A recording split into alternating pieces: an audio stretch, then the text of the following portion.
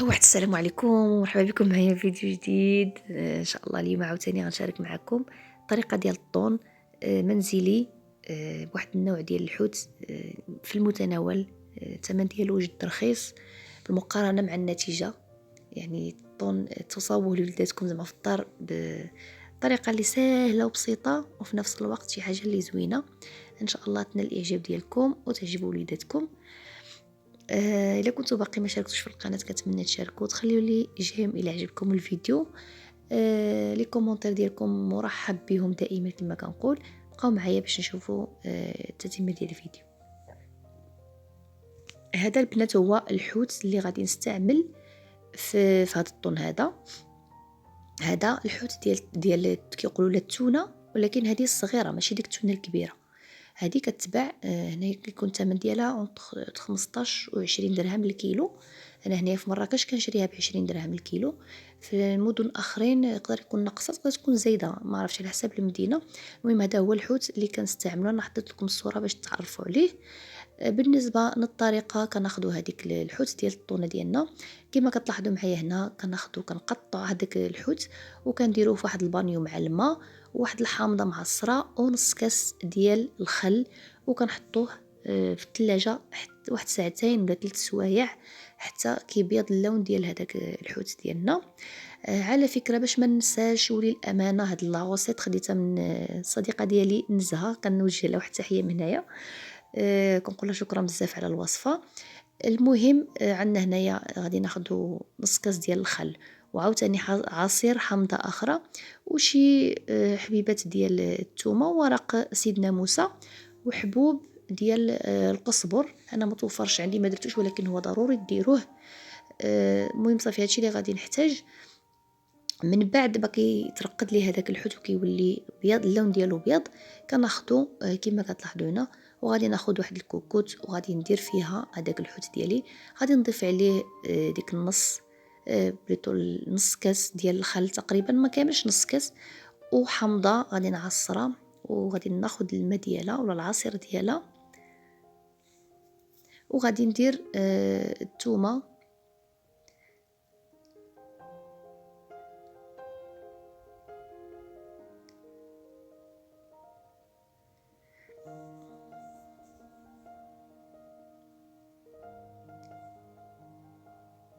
غادي نحيدو هذاك العظم لهذاك الحامض ونديرو العصير ديالو.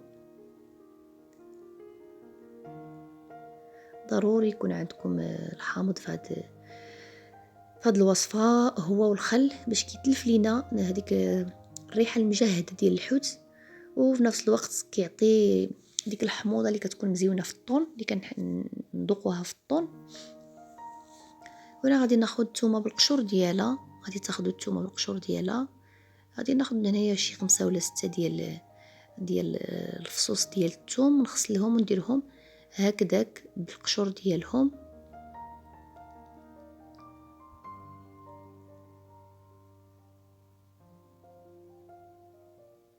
غادي نديرو وريقات ديال سيدنا موسى صافي. وغادي نديرهم كما كتلاحظوا هنا. غنغطي هذاك الحوت ديالي بالماء حتى يتغطى. الكميه ديال الحوت يعني على حسب نتوما اللي بغيتو. انا هنا زدت واحد الاضافه بسيطه، واحد شويه ديال اليازير. الا ما بغيتوش تزيدوه ما تزيدوش، اكتفيو فقط بالحبوب ديال القزبر. نسد عليها نخليها واحد نص ساعه، واحد نص ساعه ولا نص ساعه وشي حاجه صافي حتى كيطيب لي هذاك الحوت. كما كتلاحظوا هنا غادي ناخذو وغادي نحيد ليه الشوك ونحيد هذيك الجلده. ضروري تخلصوا من هذيك الجلده اللي كتكون رماديه لان كيكون فيها واحد المذاق مجهد. غادي ناخذ غير داك الوسط، ديك الهبره الوسطانيه صافي. صافي ملي كنحيدوا ليه داك القشره وداك الشوك ممكن تفرتوه الا بغيتو، ممكن تخليو طروفه كبار اللي يعجبكم. المهم ردوا البال مع الشوك.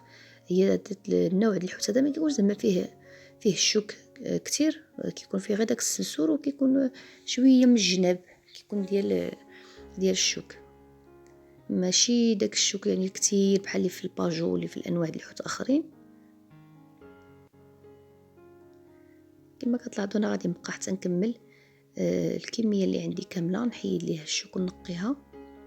ومع دابا الوليدات وهذا حاولوا تردوا البال مع الشوك، ما يبقى حتى شي شوكه في الحوت.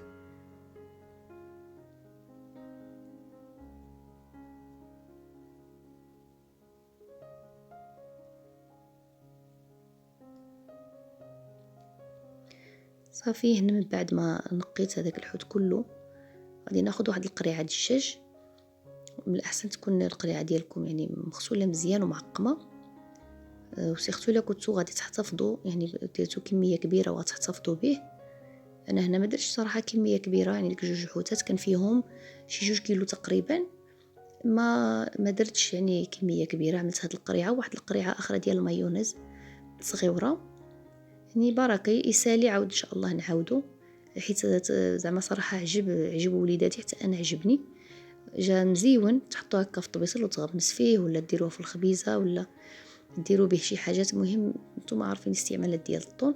هنا خديت كاس عندي مخلط بين زيت الروميه وزيت زيت العود، وكنخويه على هذاك الطون ديالي حتى كنغطيه. وزيدوا واحد الوريقه ولا جوج ديال سيدنا موسى، ديروهم في وسط هذيك القريعه، وديروا واحد شويه د الملحه من الفوق.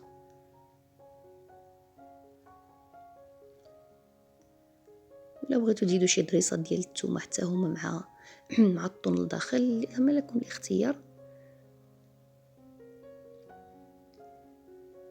صافي كنسدو القريعه ديالنا مزيان، وغادي ندير واحد الكاسرونه تكونوا يعني شي كاسرونه تكون عندكم اللي كتسلقوا فيها البيض، اولا يعني ما تكونش كتستعملوها يعني هكا للطياب وهذا بحال اللي كتشوفوا هنا. غادي نعمرها بالماء وندير فيها هاد القريعات. هانتوما شحال خرج لي هادوك 2 حوتات، خرجوا لي 2 قريعات هادو ديال الطون. وغادي نديرهم نخليهم يغليو ويعاودوا باش يتعقموا مزيان.